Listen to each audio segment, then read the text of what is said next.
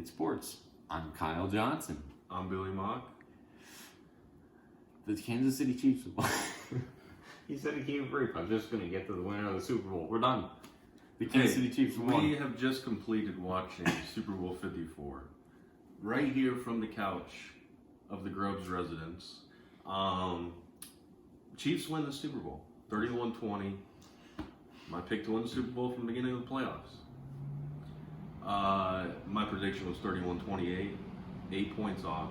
You had 49ers 35-31. So we both had the Chiefs at 31 points. Somehow that happened. Pat Mahomes wins MVP. What do you see in this game? Let's start from the beginning. What do we see in the beginning of this game? We saw the 49ers run game start up really slow. Yes. Pat Mahomes started Pat Mahomes style, but they kind of faded off. They didn't keep up that same pressure and just like intensity level that they've shown throughout, just all the years with Pat Mahomes. Usually, in fact, that they showed at the end of the first half, that was the lowest point total they've scored in the playoffs in the first half. Yeah, it was tied at 10 at the half, right? Yeah, so I mean, it was a pretty pitiful performance by their offense. And then, Pat Mahomes got picked off twice. I think once in the first half, once in the second half. And you said that you thought the Niners would pick him off at least once. Yeah. First time he's been picked off in the playoffs. Right. So we see a pretty shaky start, pretty shaky first half, and even into the third quarter. I think what the Niners did on defense was they didn't really allow the Chiefs to get into a rhythm offensively. They were letting up small plays. They were fine with letting 4 yards here, 5 yards here. They were fine with letting that up as long as they weren't giving up the big plays. And I was kind of surprised that the Chiefs had gotten away from that because that they found a large portion of their identity. Those big chunk plays, but they weren't getting them. Yeah. So are we in the second half yet? Halftime.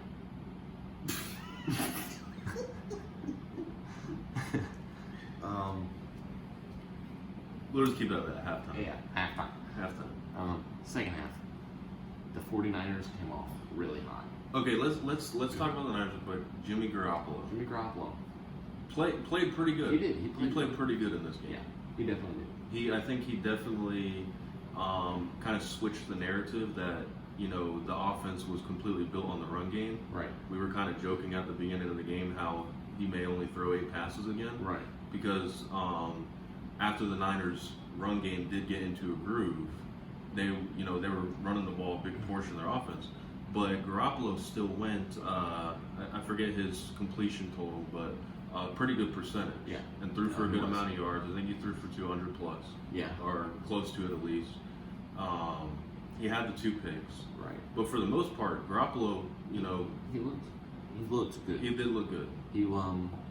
And that's a big part of their offensive identity is they pound the ball at the beginning. They run.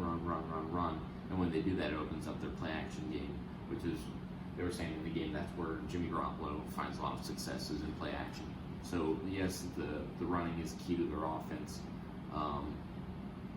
but it's to open up the passing game, which is actually opposite of what I thought they would have to do early on in the game. I thought they'd have to open up the passing game in order to enable the running game, where it was actually the opposite. Yeah. When we made our predictions, basically we said that it's either the Chiefs offense that's going to win this game or the Niners defense that's going to win this game. And for a while, it looked like it was going to be the Niners defense that was going to win. But down the stretch, Mahomes and the Chiefs are down 10 with 8 minutes or so left in the quarter. And that's the thing with the Chiefs, no matter how far they're down, they're still in the game. They're still in the game because of the high-powered offense, because of the ability they have to score and at a very efficient rate. Right, they can score very quickly. Yeah, and so you see Pat Mahomes take that shot with Tyreek Hill. Yeah, you start seeing them take those big chunk plays that they've been doing all season throughout Pat Mahomes' career, really. And they're making these big plays, and now that's when they really hit their groove in the fourth quarter. Yeah, and then I really think the kind of the unsung hero of the Chiefs is their defense in this game. They made the big stops when they needed to in the fourth quarter. Yeah. I mean, The Niners have built their offense, around Raheem Mostert, Tevin Coleman, their run game, and the Chiefs took them out of the game late in the fourth quarter. Right.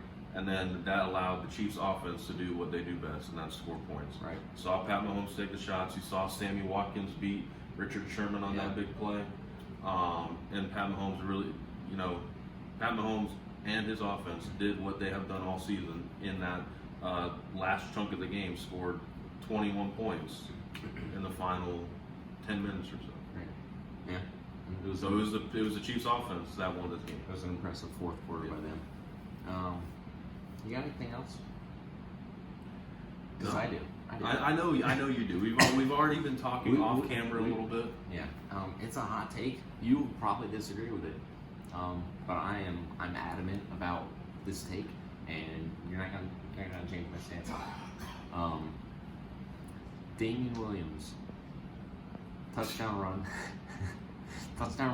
at the end of the fourth quarter was extremely selfish, was not team-centered. And let me tell you why. At that point, he already had the first down to seal the game. The Niners had 2 timeouts left. There was only about a minute and a half left in the game, maybe less. All they have to do at that point, they're winning. They have the first down. All they have to do is go down in bounds. Clock will run out. They take a knee twice. Niners use up their timeouts. They're still in field goal range.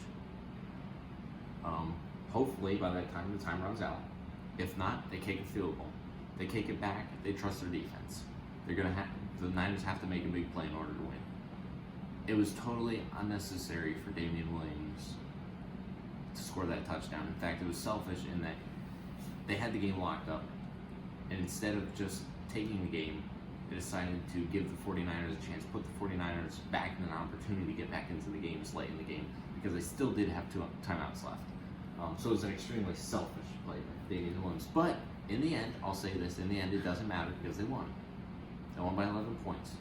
The Niners didn't score again, so it didn't matter. But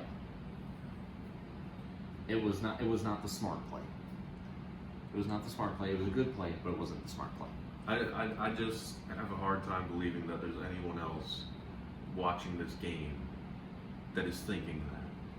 I just don't understand how we can't let the man have his touchdown I think and make it a 2-possession game. I think people that have seen bad things happen to their team when they don't make the smart play at the end of the game, I think those people are like, yeah, I agree with you.